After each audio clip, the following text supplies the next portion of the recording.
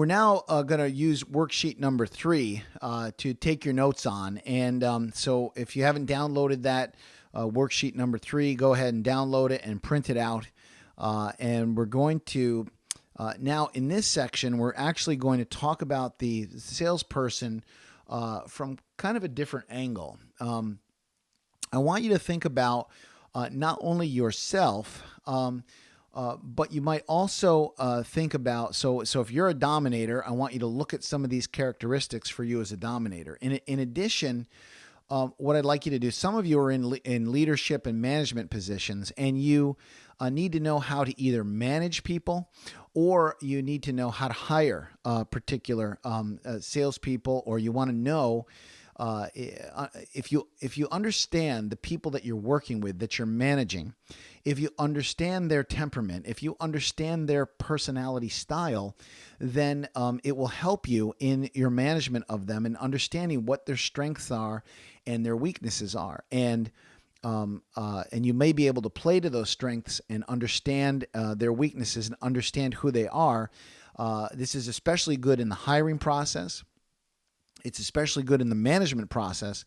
And also I want you to look at, if you're one of these personalities, I want you to look at the different characteristics and see, get a clear idea of who you are, and perhaps things that you may need to work on as it relates to your personality. Now, I happen to have a very high dominator personality. It's not as high as my expressive, but if you were to plot this on a chart and you looked at a middle line, you would see the graph would actually put a plot point pretty high up next to my dominator. The only plot point that would be higher would be the next one, which would be the one on the expressive. So I can talk a lot about and give you examples from those two personalities, on a very personal level, because I know the dominator and I know the expressive fairly well.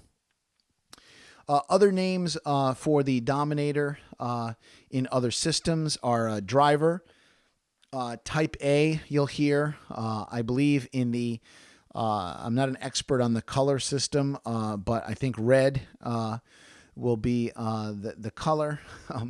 There's even a dog system. I'm sure that the pit bull is the dominator,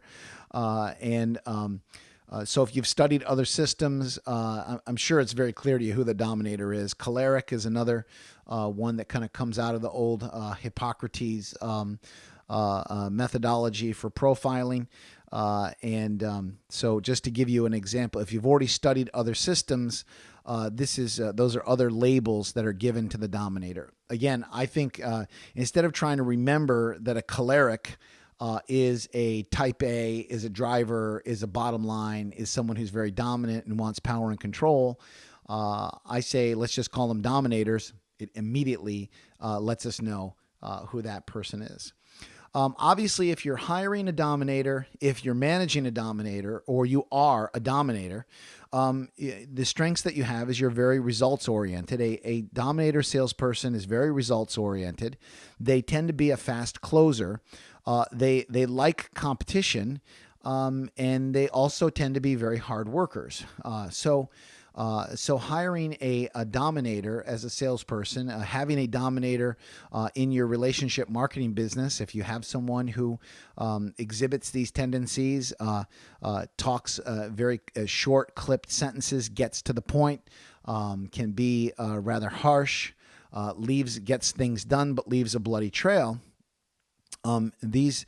These are, of course, so those are some of the negatives. But if you know that you have this person who's very dominant, for example, if I'm in my dominant mood, I was in a dominant mood yesterday while I was getting some stuff ready for a big webinar that we were doing last night.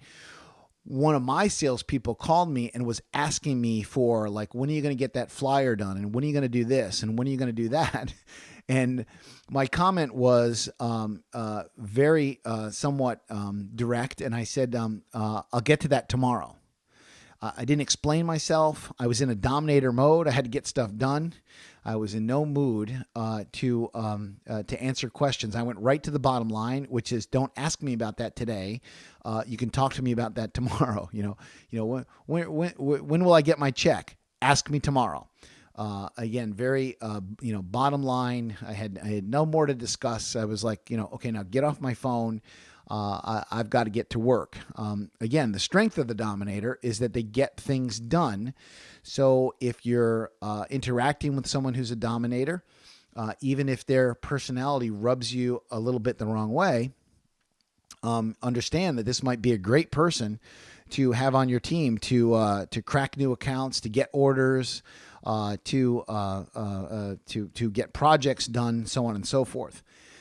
The weaknesses of your Dominator salesperson is, of course, they can be perceived, as I just described, as abrasive. And the Dominator really doesn't mean to be abrasive. It's just that way. That's just who they are. They can also tend to be argumentative. Now, if they're selling, genuinely speaking, being argumentative is not a good quality in a salesperson. And wanting to prove that they're right, or trying to overpower the person, is a very common trait of a Dominator salesperson.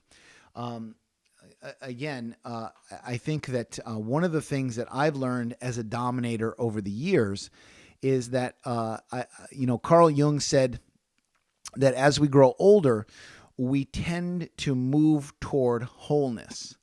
And as we're moving toward wholeness, we tend to start to integrate other parts of our personality. We want to, instead of just being a huge Dominator who kills everybody in our path and gets all this stuff done, as we get older, we tend to start to bring in other parts of our personality, because we literally, we want to integrate who we are, that we want to move toward being whole, not just in that one, quote unquote dominant part or predominantly who we are. You will tend to change who you are over the years and integrate more things into your personality. My own father, who's passed away many years ago now, but he was an expressive and a salesperson, and was not, in his early years, was not very creative. But as he moved into his later years, he took a tremendous interest in painting and botany. He was a great florist and built a greenhouse himself, and went from as he got into his older years, switched from the hard driving expressive that was out there selling all the time, and moved to more of the some of the relator personality, some of the detailer.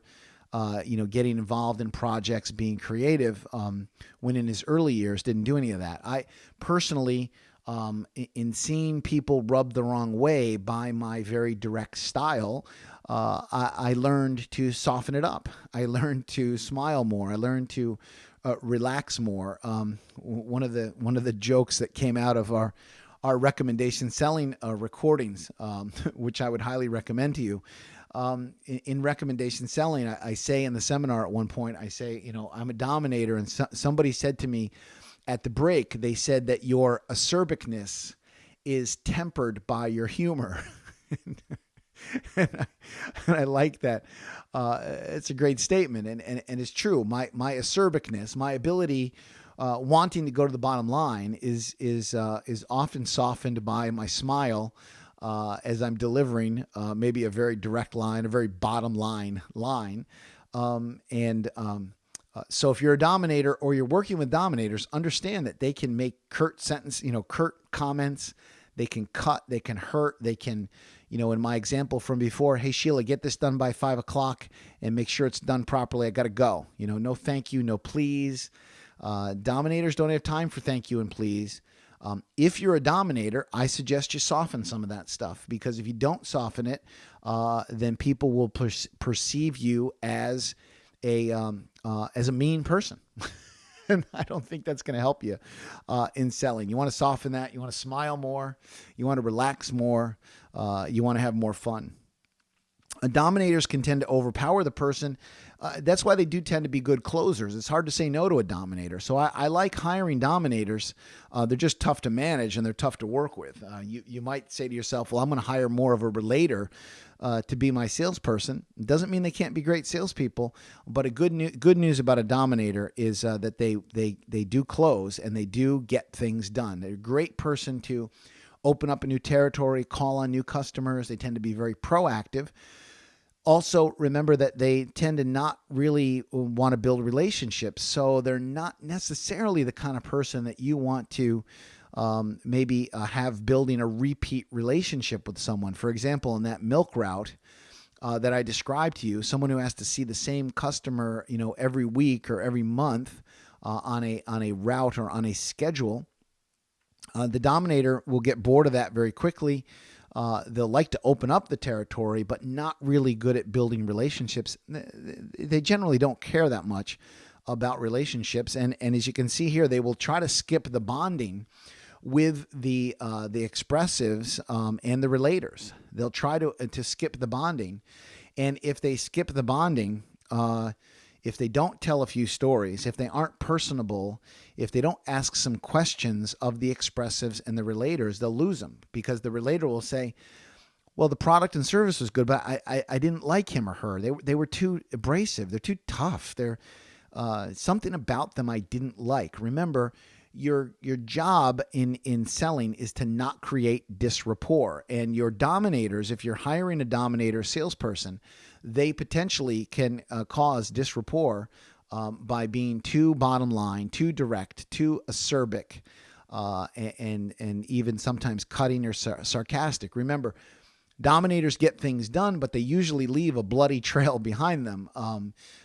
So for them to be constantly calling on repeat customers sometimes is not such a good thing. Let's talk about the expressives.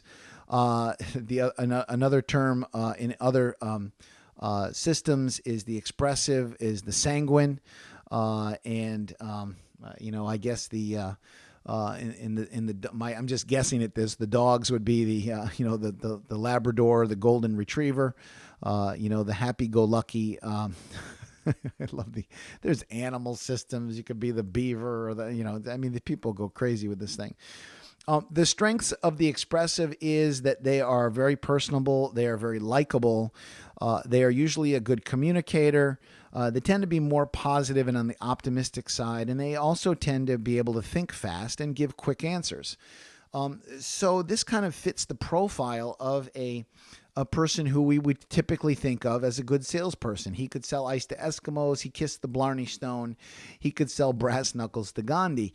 All true. And yet we have to be careful when we're managing our expressives as salespeople. We have to understand that sometimes expressives are all talk and no action. Sometimes expressives can talk like crazy, but they can't close a deal. They can get everybody excited and happy, and they can build a good relationship, and people love them, especially other expressives and relators. If they don't learn to tone it down, the stories and the small talk and wanting to have meals with people. I remember I had literally just given a talk on these different personalities, and I had explained to the audience, I was doing a public seminar up in Cromwell, and I explained to the audience that about the idea that expressives like to do business during meals, and I explained how dominators just absolutely hate that. And I had somebody come up to me and say, "I want to talk to you about doing a program. I want to do a joint venture with you. Can I meet you for breakfast some morning in Hartford?" And I was like, it was almost. I know I'm an expressive. But the dominator part of me came out and said, I have no time to meet for breakfast to talk about an idea. And I said, I'd be happy to have a phone conversation with you. I've learned how to manage my schedule. And even though my expressive might say, yes, it would be nice to have a breakfast or lunch with someone to discuss this idea, my dominator came out. And she was clearly an expressive who wanted to build a relationship with me. And I just cut her off at the knees. And I said, I'm very happy to talk with you about your idea. And you can call me tomorrow and I'll give you 20 minutes and we can talk. It was the total dominator in me came out, and she didn't push the breakfast. She said, okay, fine. I'll take that. I'll be happy to talk with you on the phone. What's my point in telling you that? the expressive wanting to, she was an expressive and she wanted to have a meal with me. My dominator said, you're causing disrapport with me. I don't have time to waste having breakfast with you. Let's get to the bottom line. So expressives need to understand that if they're with detailers or they're with dominators, that they need to cut out all that touchy-feely stories, wonderful. I don't want you to be a stick in the mud. I don't want you to be somebody that you're not, but I do want you to be able to understand that you don't want to say, how was your weekend, to a detailer or to a dominator, especially if they don't respond well to that question. You want to get directly to the point. As I said, the expressives, their problems, their weaknesses is they're too talkative. They have a lack of attention to detail. The expressive typically needs the prospect to like them. They tend to overpromise, and they generally are not good at follow-up. So, again, as you're hiring salespeople, you're working with salespeople. If you are one of these people, you may find that and let me talk about expressives because I can speak very well to this. I knew that my natural tendency was to talk. As a rookie salesperson, I was always looking for ways. I was always looking for ways to tell a story, to have the next interesting thing to say. And I would actually interrupt people. I would actually, in my desire to want to say to someone, to have the next, interesting comment, to keep a conversation going. I noticed that when I was selling and I was talking to people, if the conversation, if I couldn't keep the conversation going, it got boring, it got stalled. There was uncomfortable silences. So I learned to talk very well and could go from one subject to the next. And I actually became too talkative, and I realized that I was generally my being inexpressive, that I was not naturally a good listener. Because I talked too much. I ran too quickly to say to people what I thought about the comment that they had just made. And so if you have ever been in a sales call with me, and some of you have, if you've ever been in a personal one-on-one sales call with me, even though I am so expressive that I love the idea of getting on a stage and talking to 10,000 people, I have trained myself over the years in my sales career to bite my tongue and swallow the blood and to not interrupt people, to encourage them to continue talking. Yep. And then, and because, yep. And tell me more about that. It's not my natural state, but I would guess that, and I've actually had clients tell me this. They've said to me, you are one of the best listeners that we have ever met with on a sales call. I've had friends of mine say this to me, and I want to let all of you expressives know, and even you relators, that I have had to work on that I have had to literally tone myself down and not talk and not be my natural self when dealing with prospects. And I have found that it has been tremendously helpful to me because people are absolutely dying to be listened to. They're absolutely dying to be listened to. And when you listen, you get information, you learn what their problems are, their challenges, you create bonding. If you're a member of this site, you have access to the Advanced Listening Intensive. I would absolutely go there and go through the video training modules on that. You'll hear me talk in great depth about this subject. But expressives need to tone it down. They need to learn how to not yap all the time. They need to listen to their prospects. They tend not to be good closers in some cases because they don't have the confidence and they need the prospect to like them. And so they many times have trouble making a recommendation or going to a next step and asking for the order because they're so interested in the relationship that they don't actually say, let me tell you what I'd recommend. Let's go to the next step. Overpromising, typical expressive thing, and not following up. Many of you expressives as salespeople, I was actually coaching one of my clients a couple weeks ago, And she was telling me that she's kind of in the milk route business. She calls on bankers and mortgage people and real estate people, and she's in the title insurance business. And I said to her, "How many people are you seeing per day?" And she said, "I'm seeing between 10 and 16 people a day. I'm making these calls." And like physical calls, like going in and seeing people. I was like, that's amazing to call on so many people per day. And her prospecting was not the problem. Her problem was her follow-up. Her problem was getting emails to those people. Her problem was getting information to those people afterward. And I said to her, she was an individual salesperson with a company, and I said to her, Barbara, what you need someone to handle follow-up. You got to pay somebody, some college kid or some friend of yours, 10 or 15 bucks an hour to, send the emails, send the information, send your newsletter out, make a phone call. Hey, how you doing? I'm Barbara's assistant. If you're not good at follow-up and details, when you're hiring expressives, you want to think about, is there some way that they have some kind of a detail person or an assistant who can actually help them with the follow-up? And expressives can go out and create a tremendous amount of business, but if you expect them to be good customer service people, handle details, handle product returns, refunds, they just tend to not, that tends to be a weakness for most expressives. You want to find some way to back them up, and don't be too frustrated when they tell you, yes, I made the sale, but I can't seem to get the paperwork into you. It's a very, very common issue. Let's talk about the relators as salespeople. Other words for the relator are amiable. Phlegmatic is another term that you may have heard in the personal profiling system. Again, a relator, who knows what dog they would be, or beaver, or, whatever they are.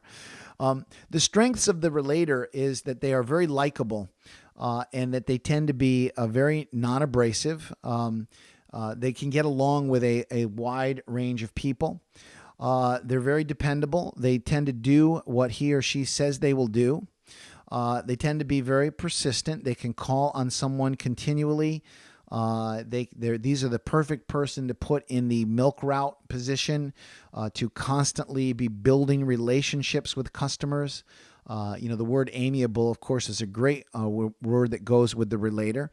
And these folks tend to be very, they're very good at building relationships. If you want someone to be on the phone or to go in person, our example before, to call on realtors, to get the realtors to like them, to then give you the title business or to give you some business, the relator is a perfect person to do that.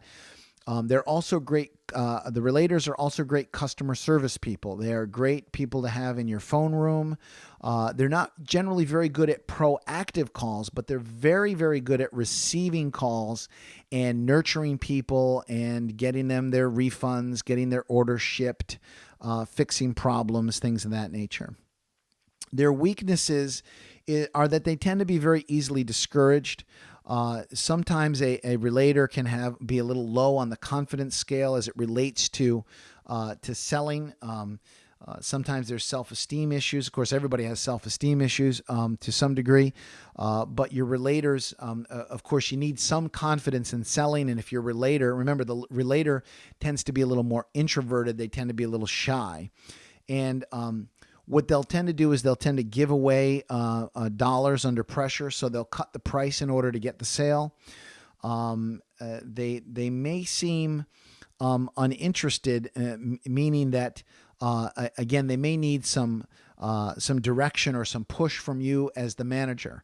Again, they're very good reactive people. Would I hire a really a heavy relator person to go out and open a brand new territory and get 50 new customers or 100 new customers in a territory? Probably not.